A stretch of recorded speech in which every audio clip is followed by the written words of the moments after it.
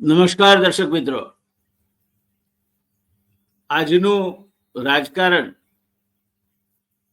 કેવું તકલાદી છે અને પસંદગીના ધોરણો ક્યારે ને કઈ રીતે બદલાતા જતા હોય છે. ક્યારે અથણી કોના માથે કળશ ઢોળશે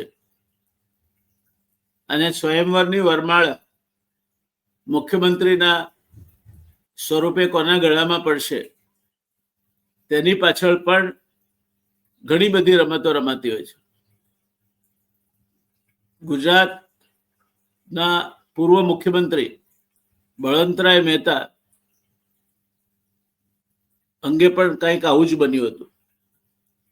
શ્રી બળવંતરાય મહેતાને 1954માં 55 વર્ષ પૂરા થયા ત્યારે સ્નેહીઓ, મિત્રો, અનુયાયીઓ વગેરે દ્વારા 1,52,111 રૂપિયાની થેલી શ્રી લાલબહાદુર શાસ્ત્રીના હસ્તે અર્પણ કરવામાં આવી. જે રકમ શ્રી બળવંતભાઈએ ગોહિલવાડમાં કોંગ્રેસનું માળખું મજબૂત કરવા અને રચનાત્મક કાર્યો માટે ફાળવી દીધી.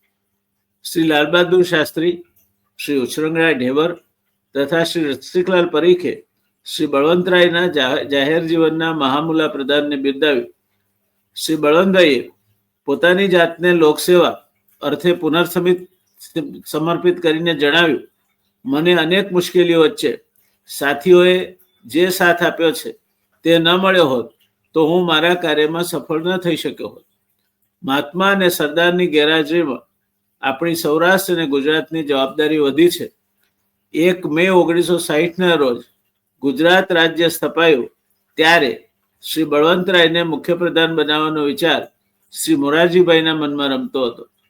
શ્રી બળવંતરાય સંસદ સભ્ય હતા પણ વિધાનસભામાં ધારાસભ્ય ન હતા. સામાન્ય ચૂંટણી માર્ચ 1962માં આવતી હતી. આથી મુંબઈ રાજ્યના પ્રધાનમંડળમાં ગુજરાતમાં જે મંત્રીઓ હતા તેમને યથાવત રાખીને સૌથી વરિષ્ઠ એવા ડોક્ટર જીવરાજભાઈ મહેતાના મુખ્યમંત્રી પદે સરકાર રચવાનો વિકલ્પ પસંદગી પામ્યો હતો. ઈસવીસન 1962ની સામાન્ય ચૂંટણીમાં ભાવનગરની પોતાની કર્મભૂમિમાં શ્રી બળવંતરાયે વિધાનસભામાં કોંગ્રેસી ઉમેદવાર તરીકે ચૂંટણીમાં ઝંપલાવ્યું.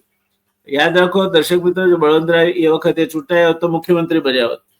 પણ બેંકની સામાન્ય નોકરી છોડીને જાહેર જીવનમાં આવેલા શ્રી પ્રતાપ શાહ પ્રજા સમાજવાદી પક્ષના ઉમેદવાર તરીકે બળવંતરાય સામે ઉભા રહ્યા. આ સ્પર્ધા એક પક્ષી જ હતું એવું સૌનું માનવું હતું કે બળવંતરાય જ જીતવાના છે અને પ્રતાપ શાહનું કોઈ ગજુ એમની સાથે હરીફાઈ કરવાનું નથી.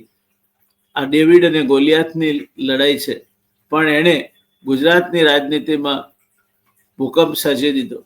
40 વર્ષ સુધી ભાવનગરની એકધારી આગેવાની કરનાર બળવંતરાય મહેતા હાર્યા અને એક નાના છોકરડા તરીકે બેંકના ક્લાર્કની નોકરી છોડી ચૂંટણીમાં ઝંપલાવનાર પ્રતાપ શાહ ચૂંટણી જીત્યા.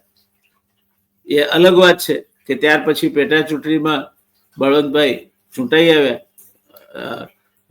અને વિધાનસભાના સભ્ય બન્યા. પણ ચૂંટણીની આ બલિહારી છે.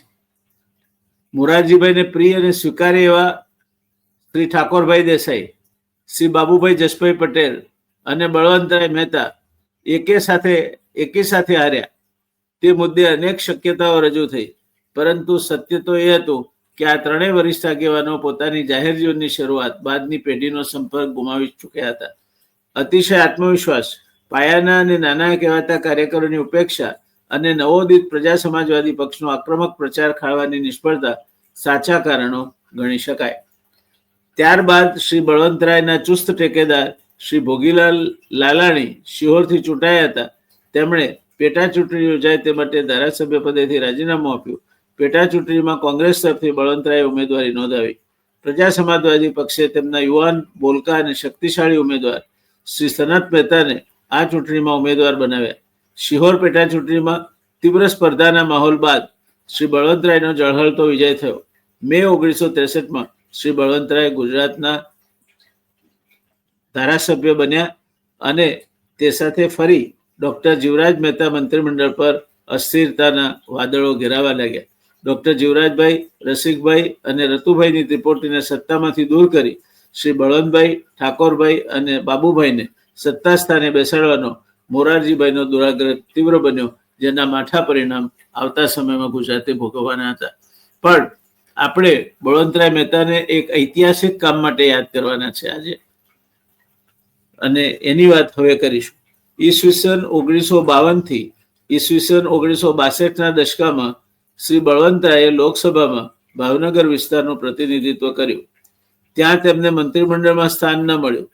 ભારત સરકારને જ્યારે રાજ્ય નીતિના માર્ગદર્શક સિદ્ધાંતો પ્રમાણે પંચાયતી રાજ દાખલ કરવાનો વિચાર આવ્યો, ત્યારે પંડિત નહેરુએ શ્રી બળવંતરાયના અધ્યક્ષ સ્થાને પંચાયતી રાજ સમિતિ નિમી. આ સમયે પંડિત નહેરુ કોંગ્રેસ પ્રમુખ હતા. તેમણે મહામંત્રી તરીકે શ્રી બળવંતરાય મહેતા પર પસંદગી ઉતારી હતી. આમ સંસ્થાકીય અને પંચાયતી રાજ જેવા મહત્વના કાર્યોમાં શ્રી બળવંતરાય મહેતાની શક્તિનો સુપેરે ઉપયોગ થયો. તેઓ માત્ર ગુજરાતના ન રહેતા રાષ્ટ્રના એક અગત્યના આગેવાન બની રહ્યા. કોંગ્રેસ સંગઠન અને સરકારો વચ્ચેના અનેક જટિલ પ્રશ્નો તેમણે કુનેહપૂર્વક ઉકેલ્યા હતા. સંસદની જુદી જુદી સમિતિઓ અને પ્રતિનિધિ મંડળો સાથે કામ કરીને તેમણે 100 જેટલા અહેવાલો સરકારમાં રજૂ કર્યા હતા. આ સઘળી કામગીરીમાં પંચાયતી રાજ સમિતિનો તેમનો અહેવાલ શિરમોર કાર્ય ગણી શકાય.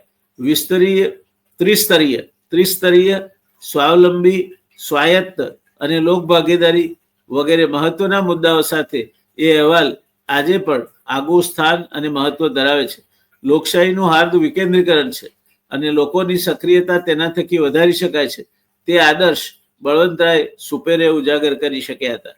શ્રી રાજીવ ગાંધીએ ભારતના બંધારણમાં 73માં અને 74માં સુધારાઓથી સ્થાનિક સ્વરાજને બંધારણીય સ્થાન આપ્યું છે.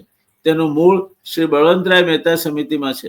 તેમના મત મુજબ પંચાયતી રાજની શક્તિ વિકાસ થશે, સમૂહ વિકાસ થશે અને પરિણામે લોકશાસનના પાયા દ્રઢ થશે.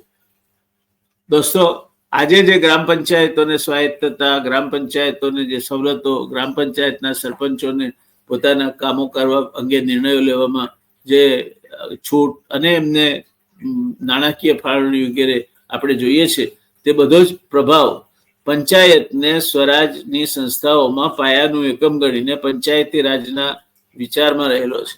અને આ પંચાયતી રાજનો વિચાર બળવંતરાય મહેતા સમિતિએ કર્યો અને એના પાયામાં બળવંતરાય મહેતાનું ચિંતન અને એમણે સૂચવેલ માર્ગદર્શક સિદ્ધાંતો રહેલા છે.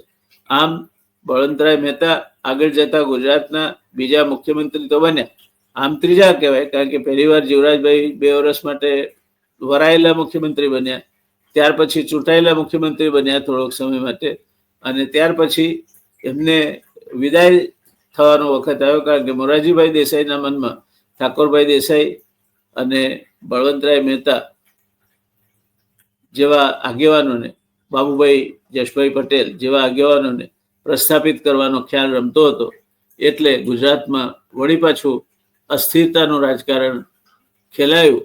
જીવરાજ મહેતાએ જવું પડ્યું અને બળવંતરાય મહેતા જીવરાજ મહેતા બાદ સત્તાના શાસનની ધુરા સંભાળવા માટે પસંદ થયા. પણ એ મુખ્યમંત્રીઓ તો ઘણા આવી ગયા ત્યાર પછી જોવા જઈએ તો, પણ પંચાયતી રાજ સમિતિનો મૂળભૂત પાયાનો વિચાર કોઈએ જો આપ્યો હોય અને એના ઉપર સ્થાનિક સ્વરાજ્યની સંસ્થાઓ ગ્રામ પંચાયત સ્તરે કામ કરતી થઈ હોય અને આજે વિકાસ કાર્યનું એકમ ગામડું બન્યું હોય, ગ્રામ પંચાયત બની હોય, તો એનો યશ બળવંતરાય મહેતા સમિતિના રિપોર્ટને અને બળવંતરાય મહેતાને જાય છે. એવા ગુજરાતના આ પીઢ રાજપુરુષ બળવંતરાય મહેતાને આપણી હાર્દિક શ્રદ્ધાંજલિ.